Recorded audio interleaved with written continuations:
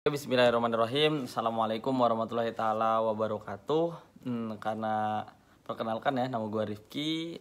Karena banyak yang nge-DM di Instagram, yang belum tahu Instagram gue nanti dimunculin di sini, Instagram Rifki_Al-Bukhari, yang nanya tentang analis perkara peradilan. Sebenarnya banyak teman-teman seangkatan gue yang pinter-pinter ya, mungkin senior juga lebih pinter. Cuman aku pengen sharing aja sih, karena nggak tahu kenapa ada yang DM ya, tahu dari mana juga nggak tahu dari mana. Apa aja sih pengalaman 1 tahun yang telah gue lewatin selama menjadi analis perkara peradilan. Oke, yang pertama penempatannya banyak kan yang mengira analis perkara peradilan tuh jadi cakim ya, calon hakim, terutama yang tahun 2021. Kan tetapi kenyataannya kemarin pas pertama kali penempatan di satuan kerja menjadi frontliner gitu, kalau kita namanya di pelayanan terpadu satu pintu atau lebih dikenal dengan PTSP. Di PTSP itu ada 4 meja. Pertama meja pengaduan dan informasi, yang kedua ada meja pendaftaran, ketiga meja pengambilan produk, dan yang keempat lah meja e-court. Nah di situ tuh penempatannya tuh analis perkara peradilan. Jadi kita nggak langsung kayak konsep putusan, karena itu memang job desk-nya hakim, nggak nyusun berita acara sidang, karena itu job desk-nya para panitra pengganti dan panitra muda. Nah jadi kalau kita itu di depan, contohnya nih di meja informasi itu kayak nerima, khususnya gue kan di pengadilan agama, jadi nerima gimana orang, misalkan orang mau cerai. Saya punya masalah gini, misalkan suami saya nggak tahu nih 2 tahun kabarnya kemana gitu kan, bisa nggak saya mengajukan cerai. Nah nanti kita kayak ngejelasin. Terus siapa yang ngajarin kita? Ya dari senior sebelumnya yang pernah ada di meja informasi, sama kita baca buku 2 administrasi. Nanti di situ juga ada penjelasannya.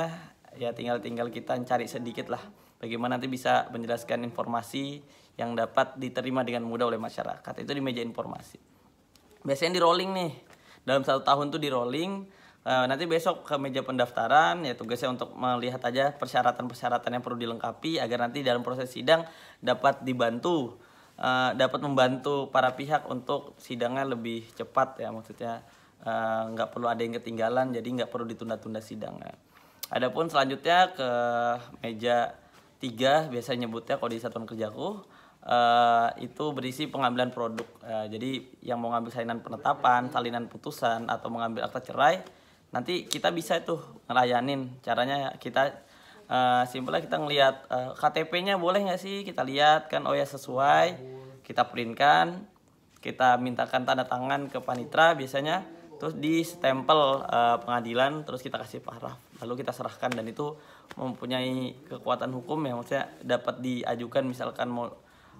Misalkan dia penetapan dispensasi nikah, itu dapat diajukan ke KUA untuk bisa dilaksanakan pernikahannya.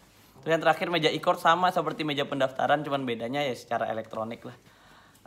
Itu jadi tugas analis perkara peradilan, khususnya gue ya, pengalaman gue mungkin beda sama yang lainnya, tapi nggak beda jauh kok, pasti di penempatan pertama di PTSP. Selanjutnya yang kedua itu kerjaan kita itu ya lebih ke soft skill sih menurutku. Misalnya lu bisa bawa mobil, nanti kamu disuruh tuh bawa mobil gitu kan, bisa bawa mobil, bisa nanti ada acara event kemana-mana disuruh bawa mobil. Ada untung nggak enaknya, untungnya ya kadang kita sering dibawa, jadi kita lebih tahu bagaimana misalkan ada event-event tertentu kita bisa kenalan sama satuan kerja lain. Tapi buruknya sih ya kadang kita disuruh-suruh terus, suruh bawa mobil, resikonya juga besar, ya agak males aja. Terus habis itu misalnya kalian udah biasa, wah public speakingnya bagus nih, pasti disuruh MC, karena banyak sekali acara-acara di satuan kerja ya, khususnya di pengadilan agama gua itu. Jadi mau ndak mau ya sering-sering jadi MC, siap-siap aja ditunjuk. Terus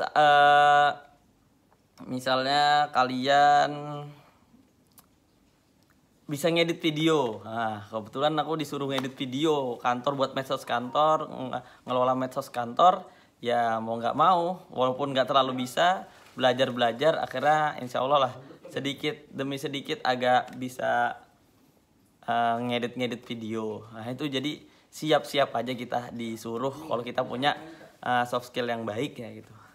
Terus yang terakhir itu selama setahun Mau nggak mau kita harus ikutin perintah atasan. Jadi atasan nyuruh apa ya, bikin SK, bikin SOP, bikin draft peraturan-peraturan. Ya mau nggak mau coba carikan terkait permasalahan dispensasi nikah, peraturannya apa aja. Nah, jadi kita bantu-bantu cari semaksimal mungkin.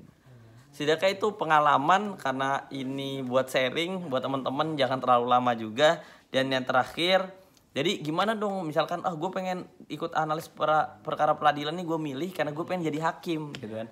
Kalau kayak kita ngeliat tadi di PTSP itu nggak ada kayak menambah ilmu untuk di hakim gitu kan. Aku pengen ngeliat cara sidang tuh gimana, bikin nyutun berita acara sidang tuh gimana gitu kan. Misalkan konsep putusan itu, konsep penetapan tuh gimana, ya itu mau nggak mau kita harus nyari sendiri. Kadang ada hakim-hakim yang muda yang umurnya nggak terpaut jauh, diajak ngobrol, gimana sih ngelihat putusannya gimana, atau kita bisa ngelihat kita ada aplikasi gitu SIPP. Nah itu ada putusan-putusan hakim, apalagi kalau di meja 3 itu kan sebelum kita serahkan ke para pihak kita bisa baca kan. Jadi apa sih dasar-dasar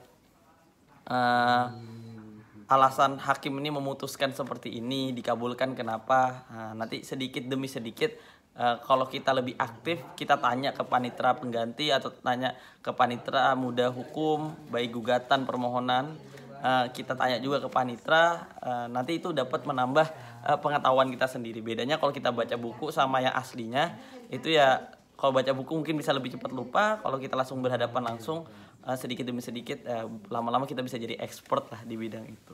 Jadi itu aja 1 tahun pengalaman di bidang analis perkara peradilan.